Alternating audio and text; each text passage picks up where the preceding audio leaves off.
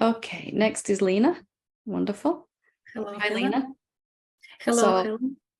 I'm going to go the same questions. So I'm going to ask you, first of all, to try to find the separate being, the person, the someone. So just having a look, see if you can find it. Our body's here. We're not denying that. There might be thoughts. There might be emotions, experiencing, the sense perception. But is there someone? Can you find a someone to whom it's all happening?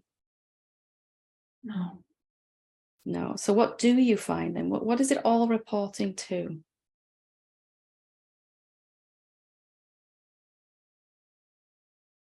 I just feel like I'm feeling my presence, and I don't have any boundaries of the presence.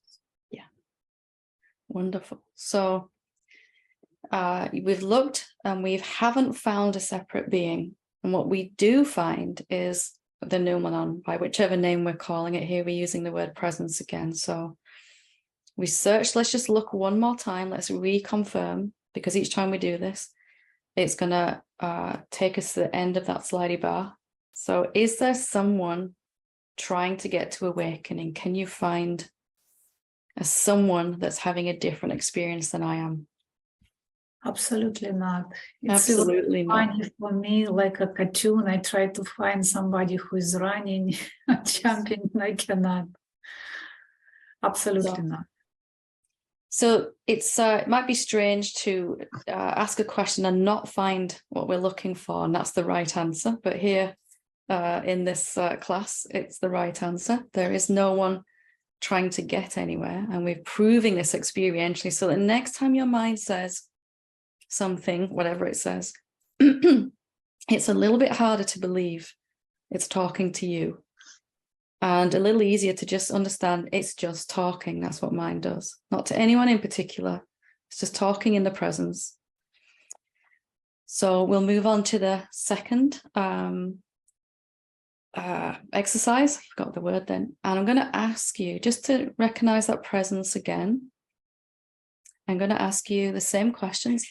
Are you using your eyes, your ears, your senses to recognize the presence? You know it's here. Not. Absolutely not. Very sure of that. And I'm going to ask you the same question. Are you using your mind to recognize? No. So the biggie then, the $60 million question, how are you recognizing it then? I just know it. You just know it. What is it about you that knows it? Let's just really slow down here. The fact that we know it is obvious. It's here. I can see it. I sense it. I feel it, whatever word we're going to use. But how? How do you see something invisible and intangible and formless? And it's not necessarily a question that you need to answer out loud, although I can, of course. But what faculty, what is it about me that can recognize this? Where am I looking from? From everywhere. Wow. So what's happening in your body when you ask this question and you're going through these exercises? Does it feel good? Joy. Joy, yeah. Freedom, lightness, something like that. Yes. So let me ask you this question, which anyone can use as well if it's helpful. Are you looking at or from the presence? It's I am. Say again, sorry? This is I am. I don't look from any place. There's nowhere in particular where you are. Yes. Or you could say you're everywhere in particular. Everywhere, yes. Wonderful. So we looked, we couldn't find a someone. We found a presence, and then we went to the same questions. Am I using my mind, my body? So one last one then, Lena, you're doing amazing. If your body and mind suddenly disappeared, would it make any difference to you at all? Yes, and this is a little bit doubt. While I was absolutely sure the previous things, because I feel joy, and the joy a lot originates in my feelings, and feelings belong to my body. But so that I don't know. Okay, so that's true. So would it make any difference to your capacity to recognize yourself? Would your experience of being able to recognize yourself as the presence change without a body, without a mind?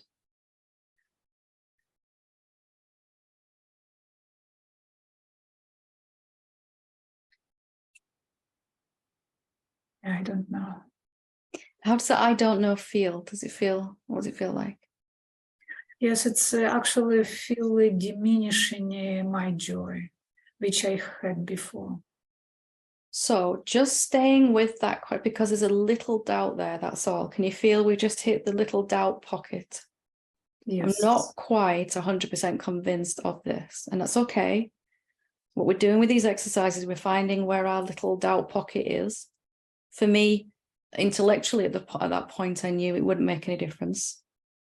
But energetically in my body, I felt I wasn't quite convinced. There's still a little doubt there. So just playing with this, asking this question inside yourself, wanting to see it from different angles. And each time you're a bit more convinced of the truth. Yeah. Mm-hmm. Wonderful. Thank you so much. Thank you. Very well done.